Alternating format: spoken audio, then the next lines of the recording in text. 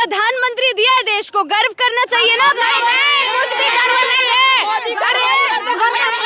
मोदी जी वहाँ जाकर के नहीं है, क्योंकि मोदी जी पे गर्व करना होता तो सब मोदी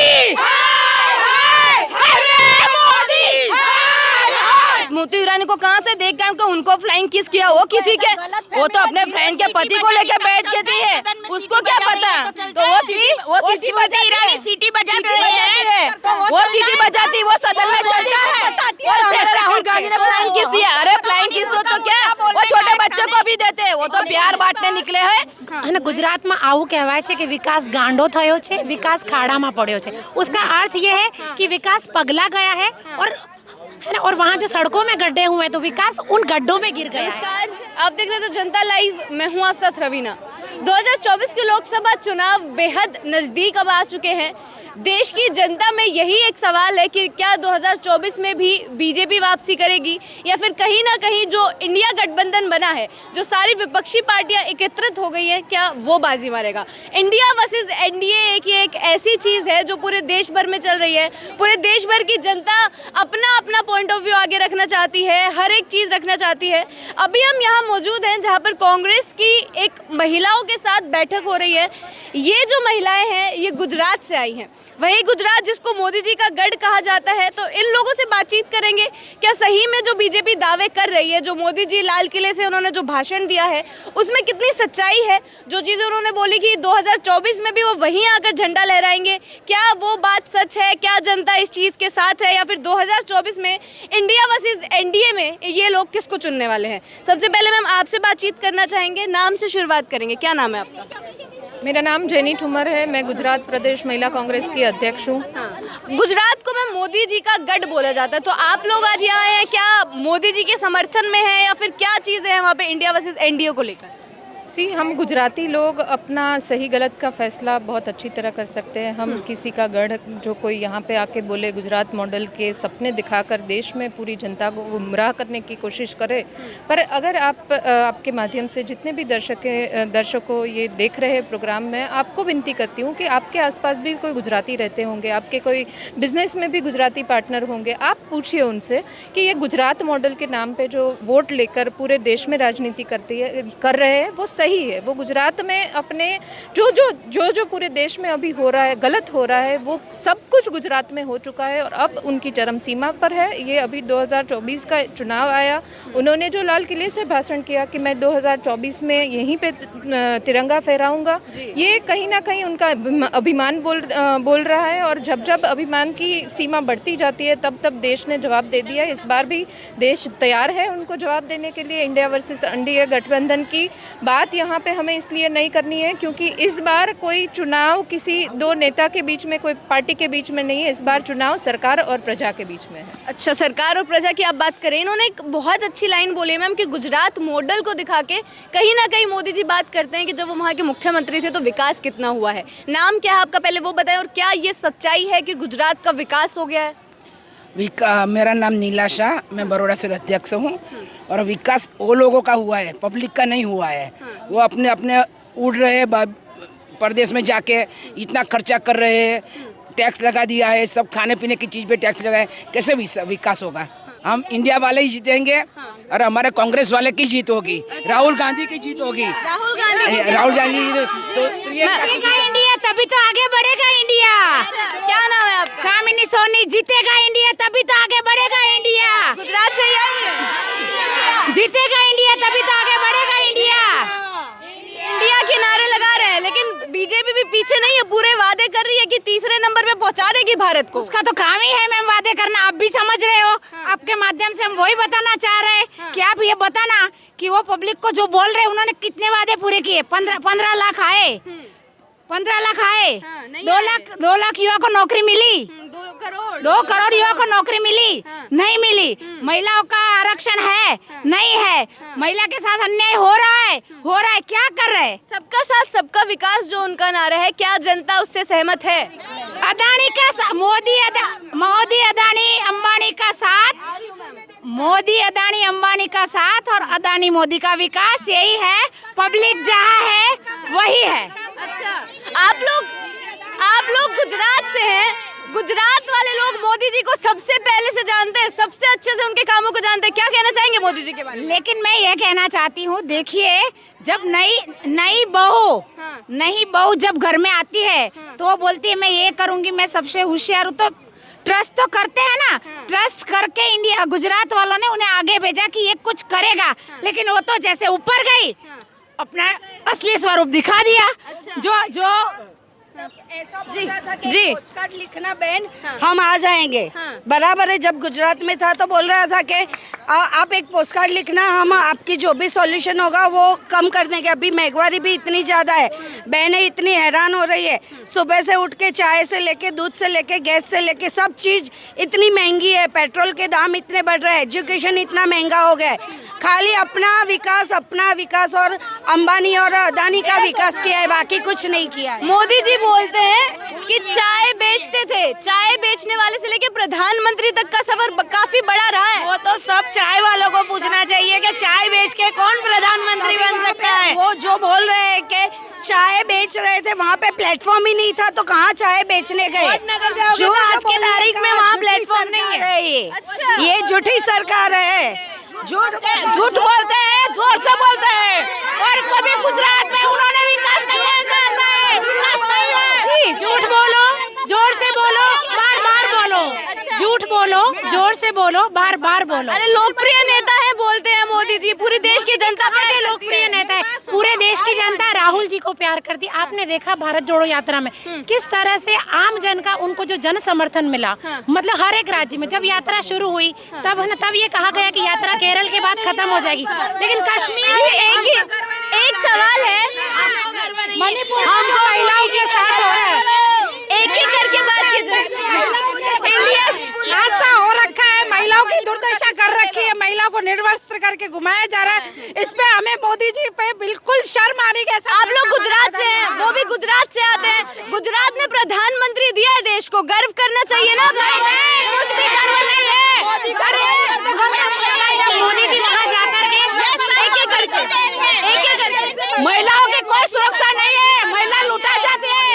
नहीं है, क्योंकि मोदी जी पे गर्व करना होता तो सब मोदी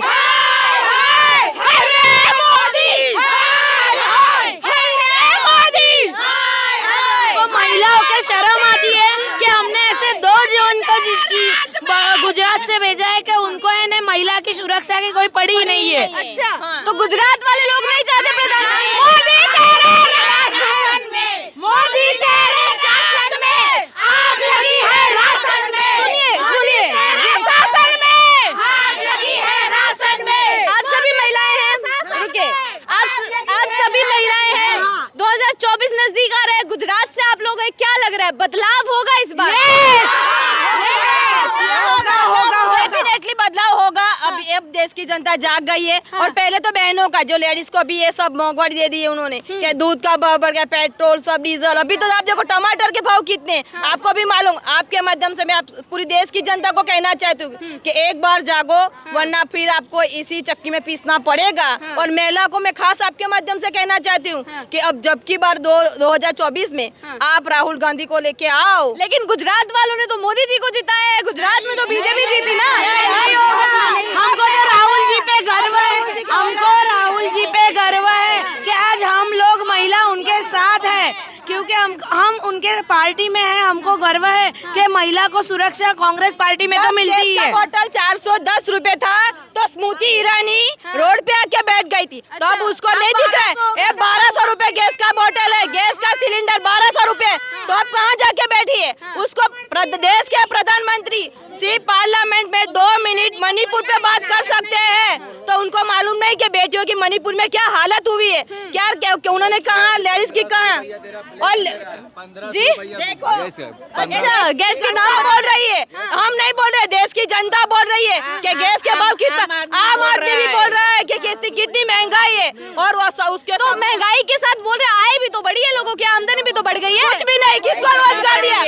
सभी युवा बेरोजगार है, सभी युवा बेरोजगार है। मैडम मैं दिल्ली की गई बार जब मैं दिल्ली आई, मेरा जो टैक्सी ड्राइवर था, मैंने उससे पूछा, उसने बोला कि कोरोना से पहले मेरी सैलरी 25,000 थी, अभी कोरोना के बाद मेरी सैलरी हो गई 15,000, और जो उसके काम के घंटे थे वो 8 की जगह 12 घंटे हो गए। तो आमदनी बढ़ी नहीं, आमदनी घटी है और महंगाई बढ़ी है। लेकिन गुजरात से आप लोग आ रहे हैं, मेन फोकस ये है कि गुजरात के लोग जो हैं, जो इतनी बार वहाँ पर बीजेपी जीत चुकी है, बीजेपी बार बार एक विकास का मॉडल अगर दिखाना चाहती है तो गुजरात को पेश करती है कि हमने गुजरात में आવું કહેવાય છે કે વિકાસ ગાંડો થયો છે, વિકાસ ખાડામાં પડ્યો છે। उसका अर्थ ये है कि विकास पगला गया है और वहाँ जो सड़कों में गड्ढे हुए हैं तो विकास उन गड्ढों में गिर गया है। अच्छा, इस चीज पर जो आपने बोला कि विकास गड्ढों पर है, इसका क्या कहना चाहते हैं? है ना, गुजरात की जितनी भी सड़कें हैं आज अगर आप देखने जाएंगी तो वहाँ पे सड़कों में गड्ढे नहीं है ना, गड्ढे में सड़कें। अच्छा, गड्ढे में सड़कें हैं।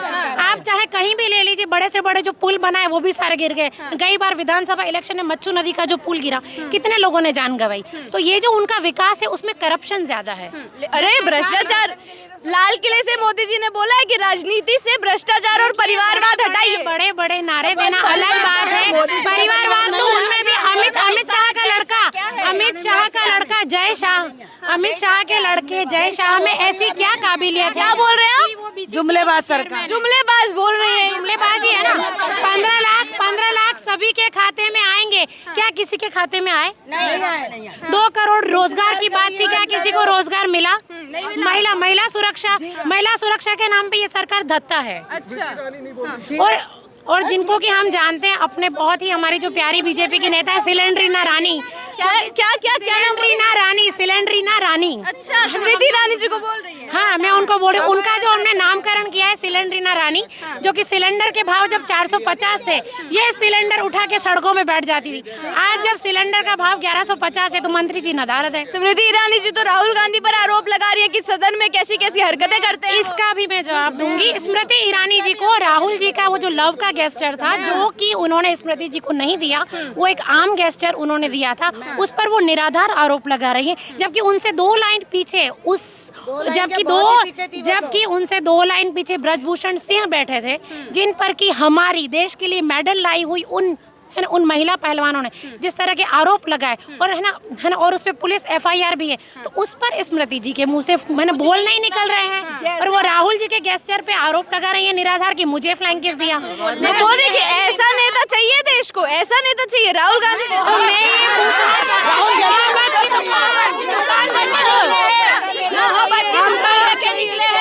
हम मोहब्बत बांटने निकले हैं और मोहब्बत की दुकान पूरे इंडिया में, मोहब्बत की दुकान, मोहब्बत की दुकान है। और राहुल गांधी तो हमारे भारत जोड़ो यात्रा से सबके साथ जा के मोहब्बत बांट रहे हैं। स्मृति ईरानी को कहाँ से देख गए उनको फ्लाइंग किस किया? वो तो अपने फ्रेंड के पति को लेके बैठ के थी है, उसको क्या पता?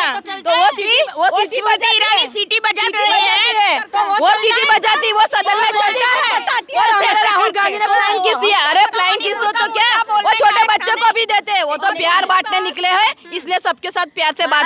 बीजेपी भारत जोड़ो यात्रा में जैसे कर्नाटक से है कि सब जगह से है ना प्रजा तुमको है ना राहुल गांधी जी को चाहती है, वैसे है ना मोदी जी निकले तो पता चले कमांडो के बिना तो निकलते नहीं है। तो उनको लोकप्रिय नेता तो बोलते हैं कि जनता की पसंद है, वो लोकप्रिय नेता है, उनके ही चौथा स्तर मीडिया माध्यम उनके गलत आरोप को है ना छुपाता है, और है ना दूसरे है ना बहुत अच्छी काम करें ऐसा दिखा के 10 बार दिखाते हैं। मीडिया पर आरोप लगा रही हैं आप? मीडिया पर आरोप हम नहीं लगा रहे, चौथा स्तर है, मीडिया बिकी हुई है। कुछ मीडिया बोल रहे हैं, हम सब ने मीडिया नहीं बोल रहे।